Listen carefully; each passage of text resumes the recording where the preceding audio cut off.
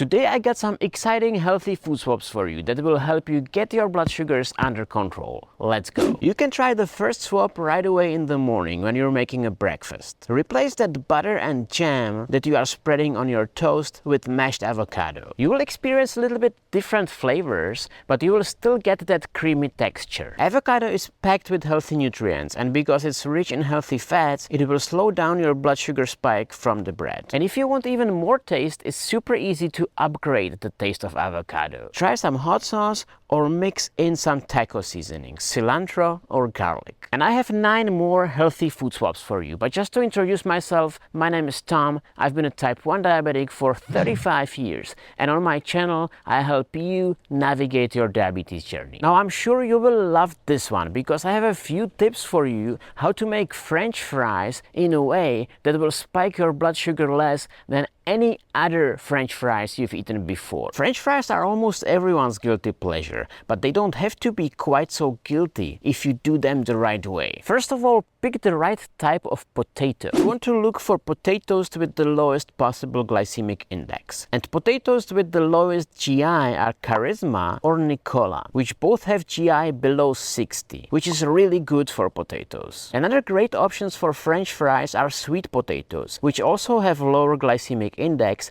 and contain much more nutrients than normal potatoes. You might not want to peel the potatoes, but keep the skin on, because the skin has about a half of the potato's fiber content. And as we all know, fiber slows down digestion and avoids that steep blood sugar spike. Another trick to make the potatoes fries more blood sugar friendly is to boil the potatoes first for a few minutes and cool them down in the fridge before frying them. This process will create resistant starch, which is similar to fiber and slows down the digestions of the carbs. The healthiest way to fry the potatoes is of course with a sprinkle of olive oil in the oven or in an air fryer. But that's not all, because there are 2 important finishing touches to your French fries. If you like vinegar or chia seeds, sprinkle them over your potato fries. These 2 will also help slow down any blood sugar spike from those fries. The next healthy swap is all about sauces and condiments that you eat with your meal. You might remember that in one of my previous videos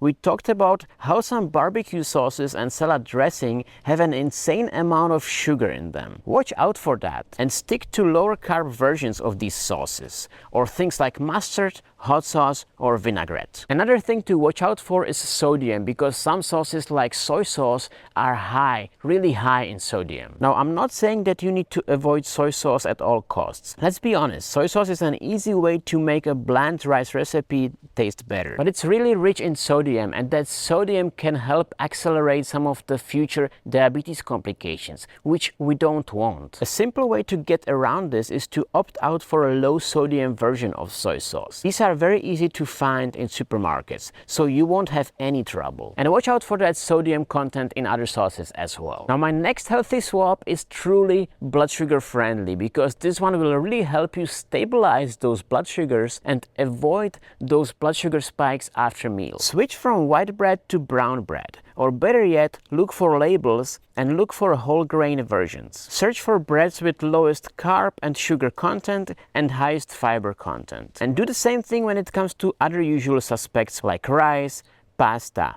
Switch to less processed versions, brown rice, whole grain pasta, and so on. These things really do make a difference. I guarantee you, you will not regret avoiding these refined, highly processed foods like white bread. I know they taste pretty damn good, but it's all at the expense of removing all the good nutrients that your body needs. By the way, do you like Mexican food?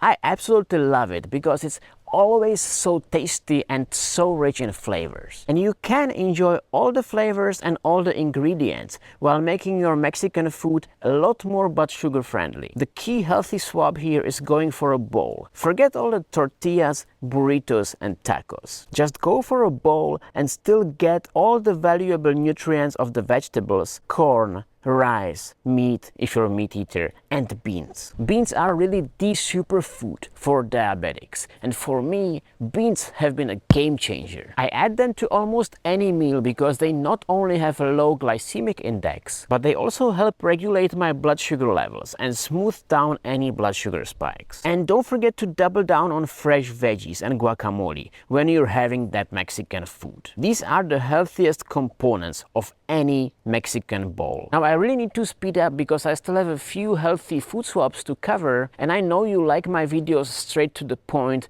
without too much rambling. The next one requires a bit more discipline, but the payback is absolutely worth it. Because if you do what I'm gonna tell you right now, you're gonna get back so much more compared to the efforts you need to put in. Next time you're making an omelette or any other meal, to be quite honest, and catch yourself wanting to add cheese, grab a handful of fresh vegetables and throw it in instead of that cheese. You will instantly make the meal healthier, loaded with fiber and without all those calories from the cheese. If you really need that cheesy flavor in your dish, try adding some nutritional yeast flakes. Now, it is true that the fat in the cheese slows down the blood sugar spike because the fat holds the carbs and they get released to your bloodstream a little bit slower, but in most cases it's not worth it. The number of calories and saturated fats in most cheeses is just too high. And by the way, fiber, which all vegetables contain, have similar effect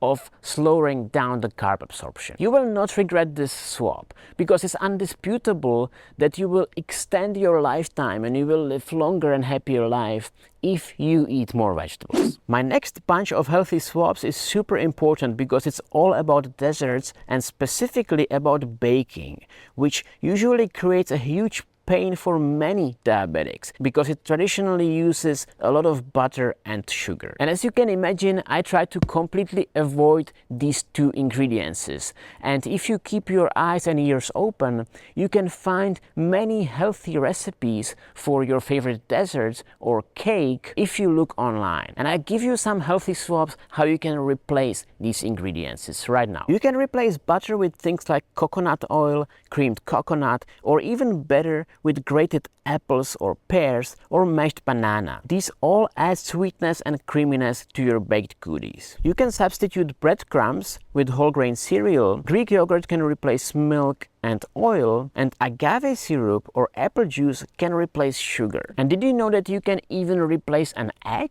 The best way to do that is to mix a spoon of chia seeds with a spoon of water, and you will get that exact same consistency. By the way, chia seeds are my absolute favorite addition to almost any meal. Excellent source of fiber and omega-3 fatty acids. Now, if you're liking my healthy swaps so far, then you should know that there is not only one way to master your blood sugar control. The thing is, many diabetics are successful with low-carb diet. And if that's the direction you are looking into, you will definitely like this video, where I share my 5 favorite low-carb recipes and show you how to cook them. So click it and watch it next. I will see you there. Ciao.